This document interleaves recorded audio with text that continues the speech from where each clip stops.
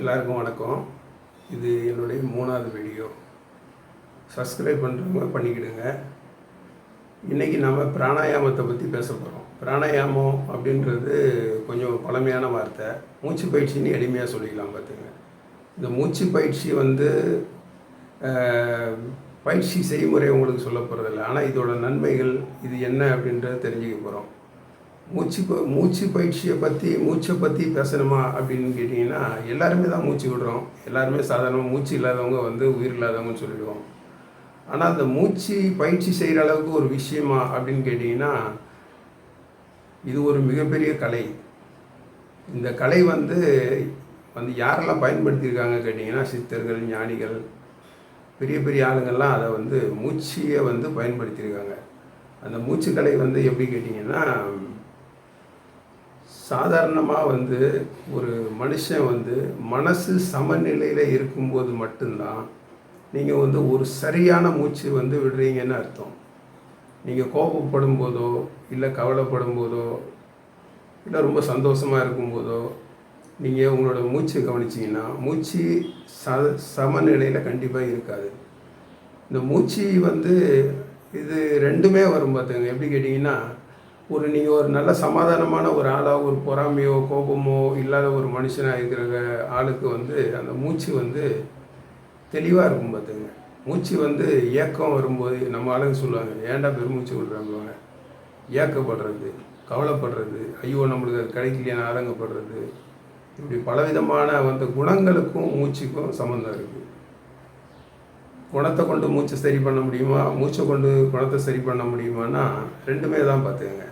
ரெண்டாவது என்ன கேட்டிங்கன்னா, இந்த மூச்சு என்ன கேட்டிங்கன்னா, அறிவை நல்ல முறையில் செயல்பட வைக்கிறதுக்கு இந்த மூச்சு பயிற்சியை கலை அவசியம். பார்த்துங்க, எப்படி கேட்டிங்கன்னா, அந்த மூளைக்கு நம்ம மூச்சு மூலமாக நம்ம உள்ளே இருக்கக்கூடிய அதாவது ஆக்சிஜன் அது ரத்தத்தில் கலந்து மூளைக்கு அதிகமான அளவு கொண்டு போய் சேர்க்கக்கூடிய ஒரு விஷயத்தை செய்யக்கூடியது இந்த மூச்சு பயிற்சி. நீங்கள் ஒரு சரியான ஒரு மூச்சு பயிற்சி செஞ்சீங்கன்னா உங்களுக்கு இந்த தலைவலின்ற வராது. அனாவசியமாக எந்த ஒரு விஷயத்துக்கு டென்ஷன் ஆக மாட்டீங்க. சரி, அவ்வளோதானா, சரி பார்க்கலாம், என்ன தான் நடக்கும், சரி செய்வோம், அதை பொறுமையாக செய்வோம். அந்த பதட்டம் இல்லாத ஒரு தன்மையை உங்களுக்கு கொடுக்கும். பார்த்தீங்க, இந்த மூச்சு பயிற்சியோட நன்மைகள் அப்படின்னு இன்னும் சொல்லும்போது என்ன கேட்டிங்கன்னா, நம்ம ஒரு சில விஷயங்கள் உங்களுக்கு இப்போது அந்த டாக்டருங்க படிக்கும்போது அவங்களுக்கு ஒரு சில அந்த புஸ்தகத்தில் ஒரு சில ஸ்கெட்செலாம் வரும். பார்த்தீங்க, அது எப்படி கேட்டிங்கன்னா, எலும்பு மட்டுமே படமாக வரும். அப்போ அந்த எலும்பில் என்னென்ன குறைபாடுகள் வரும், அது என்ன செய்யணும் அப்படின்ற பற்றி படிப்பாங்க. நரம்பு சம்பந்தமான விஷயம் வரும்போது அது மட்டுமே உள்ள உடம்பு வரும், தசைகள், இப்படி பலவிதமாக பிரிவு வர மாதிரி நம்மளுக்கு உள்ளே இருக்கக்கூடிய இந்த உடம்பும் கூட இந்த இரத்தமும் சதையும் இந்த கண்ணுக்கு தெரிகிற விஷயம் மட்டும் நம்ம உடம்பு கிடையாது. நம்ம உடம்பே இன்னும் பல பாகங்களாக பிரிஞ்சு கிடக்குது. எப்படி கேட்டிங்கன்னா, மனோமய கோஷம்லாம் சொல்லுவாங்க, மனசு சம்மந்தப்பட்ட உடல். அந்த மாதிரி இந்த பிராணன் சம்மந்தப்பட்ட, அதாவது இந்த மூச்சு காற்று சம்மந்தப்பட்ட ஒரு உடல் நம்மளுக்கு இருக்குது. இந்த உடலை பற்றி நீங்கள் இன்னும் விவரமாக சொல்லணும்னு கேட்டிங்கன்னா, 72 லட்சம் நாடிகள் உள்ள ஒரு மாய உடல்லாம் இந்த மூச்சு சம்மந்தப்பட்ட உடல்.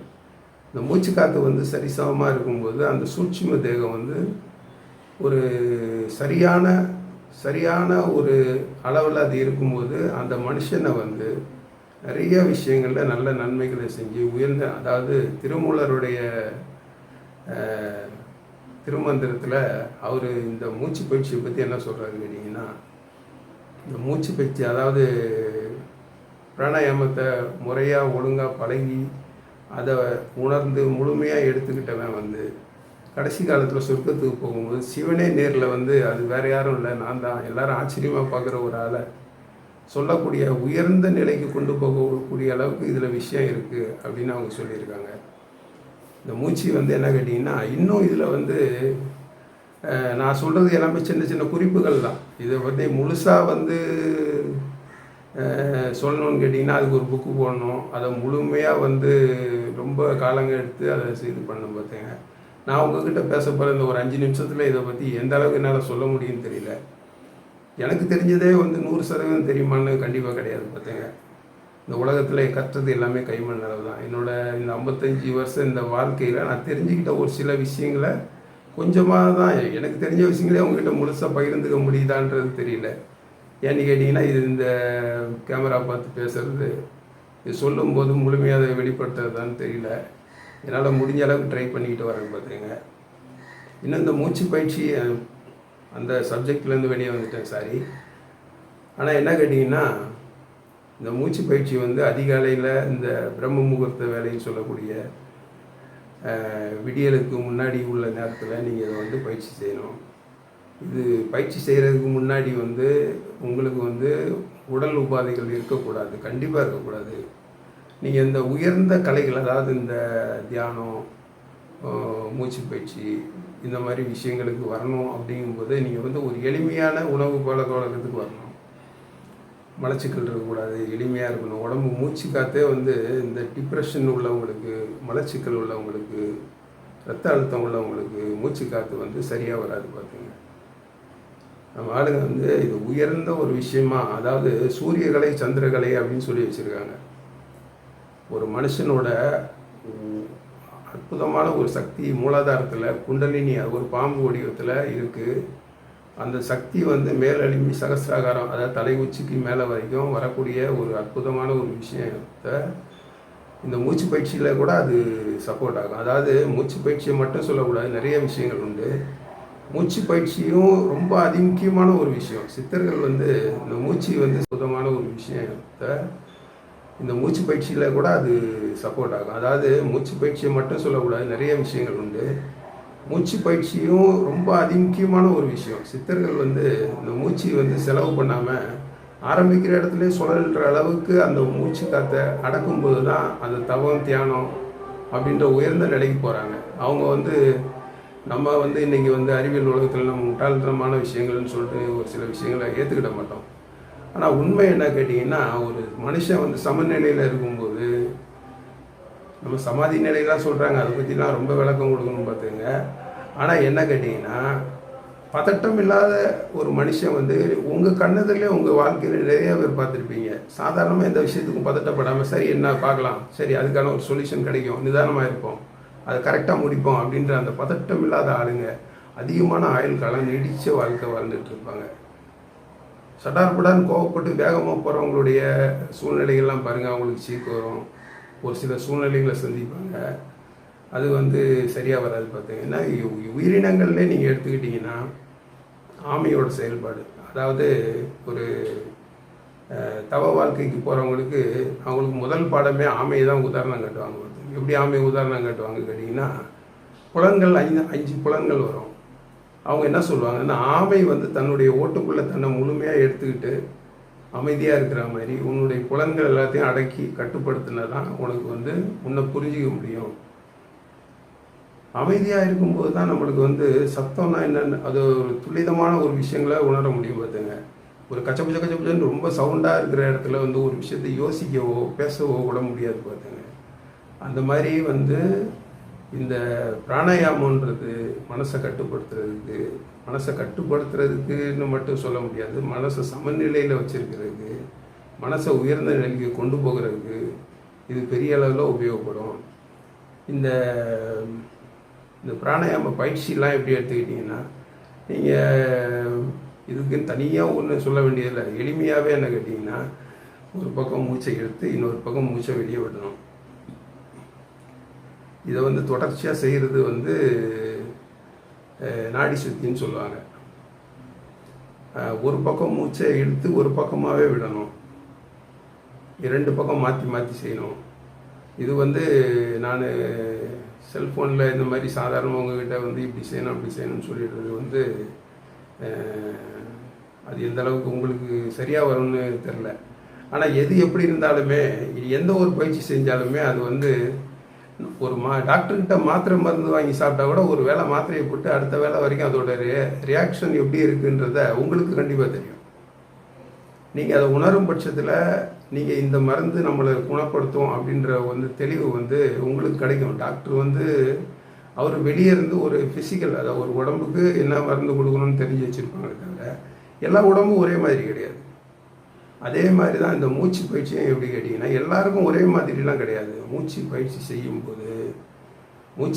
செய்யும்போது இது இத்தனை தடவை செய்யணுன்ற ஒரு அளவீடு கிடையாது. ஆனால் உங்கள் மனசை நீங்கள் கேட்கணும். நம்ம இவ்வளோ நேரம் மூச்சு பயிற்சி செய்கிறோம், இந்த மூச்சு பயிற்சி நம்மளுக்கு போதுமானதா அப்படின்னா என்ன கேட்டிங்கன்னா, நல்லா மூச்சை நல்லா உள்ளே இழுத்து 2 பக்கம் நீங்கள் ஒரு நாடி சுற்றி கபாலபாதி செஞ்சுட்டு கண்ணை மூடி ஒரு நிமிஷம் உட்காந்திங்கன்னா உங்களுக்கு மூச்சு விட வேண்டிய அவசியம் தெரியாது. அதுக்கு அடுத்து மூச்சு விடணும். மூச்சு அதாவது வானத்தில் ஒரு கருடன் பறக்கும்போது அது ரெக்கையை வேகமாக அடித்து உயரத்துக்கு போயிட்டு அப்புறம் அதை அப்படி சாதாரணமாக வச்சுட்டு அப்படியே பறக்கும் பார்த்தீங்களா, அந்த ஒரு நிலை இந்த மூச்சு பயிற்சியில் உங்களுக்கு தெரியும். மூச்சை இழுத்து விட்டுட்டு நிப்பாட்டிட்டு கண்ணை மூடிட்டு அமைதியாக இருந்தீங்கன்னா உங்களுக்கு உண்மையிலே அந்த மூச்சு காற்றுனால கிடைக்கக்கூடிய அந்த ஆக்சிஜன் மூளைக்கு நரம்புகளுக்கெல்லாம் எந்த அளவுக்கு போயிருக்குது, எந்த அளவுக்கு மனசு அமைதி அந்த சமாதானம் கிடைக்குது, எந்த அளவுக்கு தெளிவாக இருக்கீங்கன்றது புரியும். இந்த ஒரு அற்புதமான ஒரு சந்தோஷமான அந்த ஒரு உணர்வை நீங்கள் ஒரு தடவை நீங்கள் அனுபவிச்சிட்டிங்கன்னா விட மாட்டீங்க. மூச்சு பயிற்சின்றது இல்லை, உலகத்தில் எல்லா விஷயமே என்ன கேட்டிங்கன்னா உணரணும். நாம் ஒரு விஷயத்தை உணர்ந்துட்டோம்னா அந்த உணர்ந்த விஷயத்துலேருந்து நம்ம வெளியே வர்றதுக்கு நம்மளுக்கு நல்ல விஷயங்களை நம்ம ஞானிகள் நம்ம நிறையா விஷயங்களை சொல்லப்படும் போது என்ன கேட்டிங்கன்னா சிற்றின்பம் பேரின்பம் அப்படின்னு பிரித்து வச்சுருக்காங்க. ஒரு சாதாரண ஒரு விஷயங்கள் சரி இது போதும் அப்படின்றது விஷயங்கள் இந்த உலகத்தில் நிறையா உண்டு. ஆனால் எவ்வளோ கிடைச்சாலும் இதுக்கப்புறமாவும் அது மேலே போகணுன்ற ஒரு உயர்ந்த விஷயங்களை தான் பேரின்பம்னு சொல்லி வச்சுருக்காங்க. அந்த வகையில் இந்த பிராணாயாம பயிற்சியில் தொடர்ந்து நீங்கள் செய்யும்போது நீங்கள் நான் உங்களுக்கு இதை இப்படி செய்யணும்னு உங்களுக்கு சொல்லித்தரல. ஆனால் இந்த பிராணாயாமம் மூச்சு பயிற்சினால் என்ன ஒரு நல்ல விஷயங்கள்லாம் உங்களுக்கு கிடைக்குன்றதை நான் சொல்லியிருக்கேன். ஆனால் நீங்கள் பிராணாயாமம் எப்படி செய்யலாம் அப்படின்றதுக்கான முயற்சிகள் எடுங்க.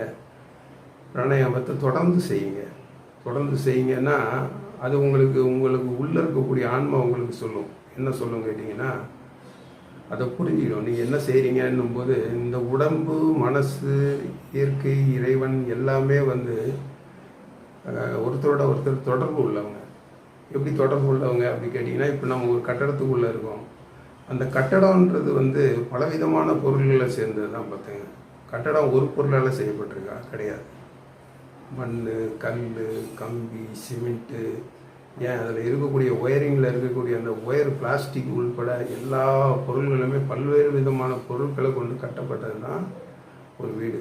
அந்த மாதிரி நம்மளை உயர்ந்த நிலை கொண்டு போகக்கூடிய விஷயங்களில் மிகவும் ஆதாரமான அடிப்படையான விஷயம் பிராணாயாமம். இன்னும் இதை பற்றி எனக்கு நிறையா தெரியும். ஆனால் எனக்கு இன்னும் அதை கரெக்டாக உங்களுக்கு எடுத்து சொல்கிறதுக்கு இந்த சகஜமாக பேசக்கூடிய தன்மைக்கு நான் இன்னும் வரல.